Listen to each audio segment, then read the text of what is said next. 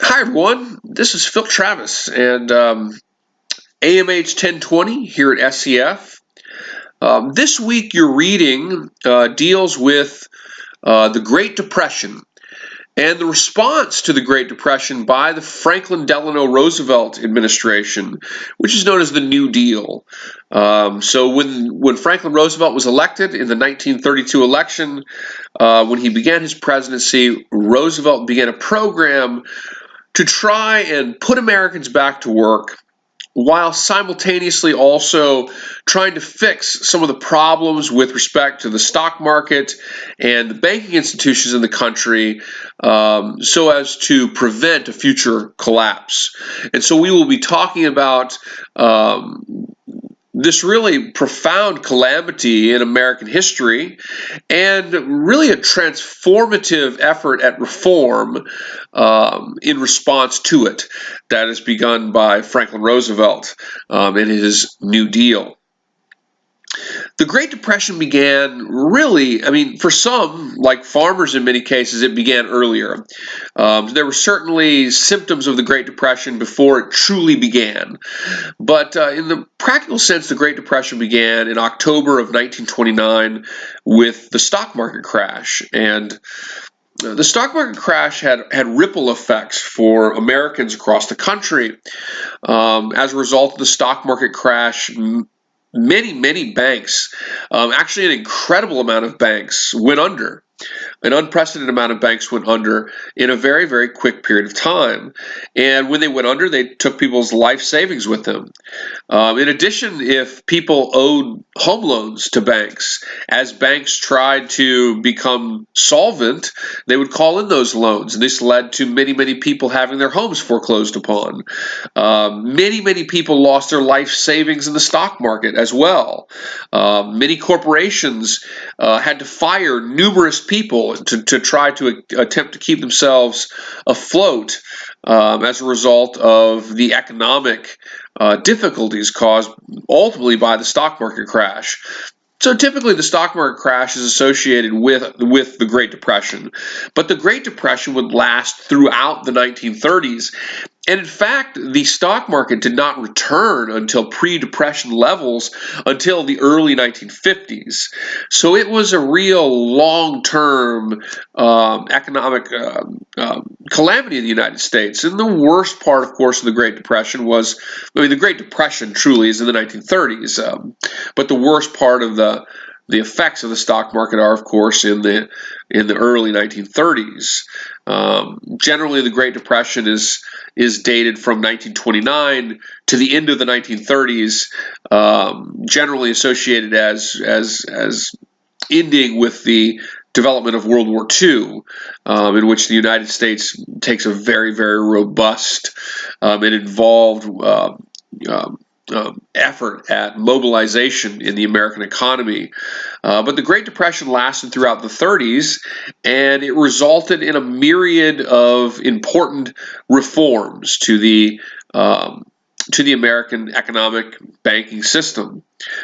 Things like FDIC, which you see every time you walk into a bank, which is the idea that a certain amount of your money is insured by the federal government.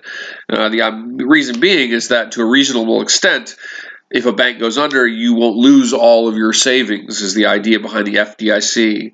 The SEC, the Security and Exchange Commission, is an example of an effort to create a government watchdog agency that oversees the stock market to ensure that unsafe and or illegal practices are not being carried out on the stock market.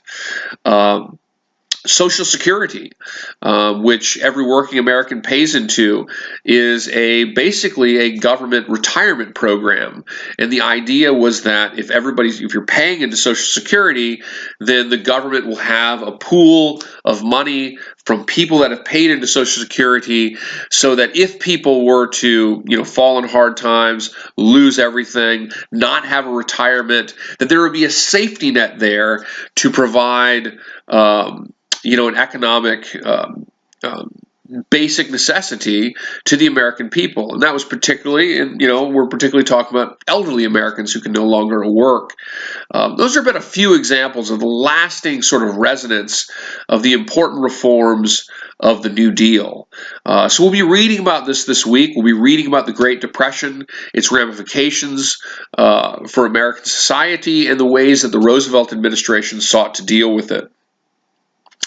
No major graded assignment this week. We have our discussion forum as usual. Please make sure that you are posting first by Thursday, and make sure you reply twice to classmates. Make sure your activity is over 2 separate days for full credit. So be participating in the discussion forum as always.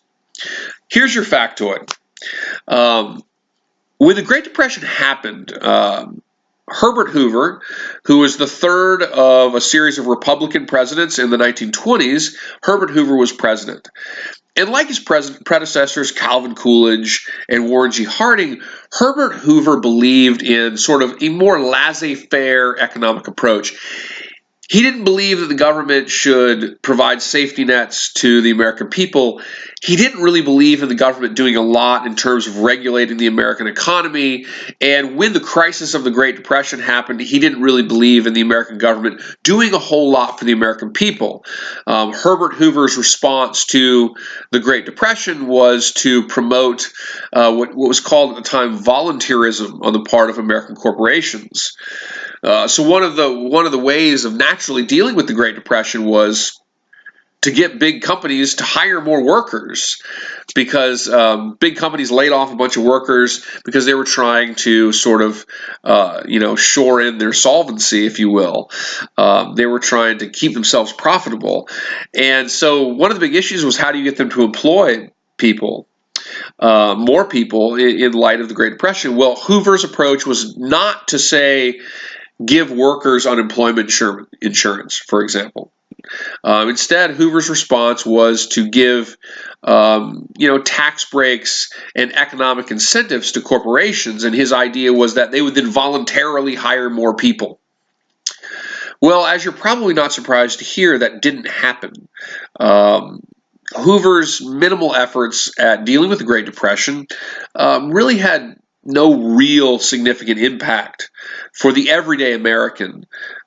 He primarily thought about things from a top-down way. He believed in sort of the rugged American individualism, and he did not believe that the American government should be going out there and doing a whole lot for the everyday American, that the government should oversee smooth and effective business as usual.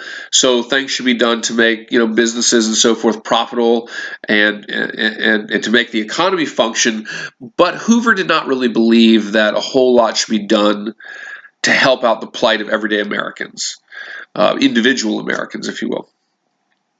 And so as a result of this, when Hoover's president, the Great Depression really became a tremendous crisis. We're talking 25% unemployed. We're talking, spiking suicide rates as people lose everything. And people increasingly ask the government to do something. And, Hoover, very rarely, really felt it his job to do much for the people in that respect. And so the people viewed Hoover, in some cases fairly, in some cases unfairly. People viewed Hoover as somehow the culprit because he didn't do enough to sort of help out the everyday working class Americans. And as a result of that, and here's the factoid. Remember, email me by Wednesday to get your extra point. As a result of that, Hoover became the butt of jokes amid the hard-off Americans of the time. So if you were living in a shanty community of unemployed, you called your shanty sort of community of makeshift buildings Hoovervilles. If you were asleep on a park bench because you were unemployed and out of work, you called the newspapers that you covered yourself to keep warm Hoover blankets. And one of the ones that I think is most funny, and I'll stand up and demonstrate it for you here if I don't fall over, is this. If you had your pockets pulled out like this, those were Hoover flags.